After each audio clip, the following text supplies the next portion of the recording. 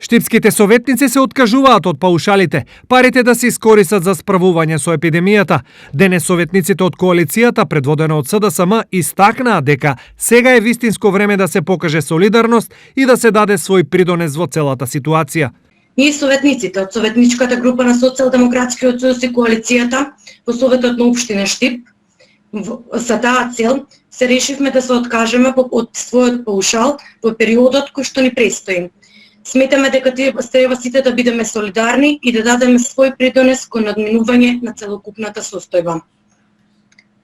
Веруваме дека сите граѓани ќе покажат свое разбирање, ќе ги почитуваат насоките на надлежните и ќе останат дома. Ова е вистинскиот начин да пребродиме оваа криза и да излеземе посилни и побезбедни.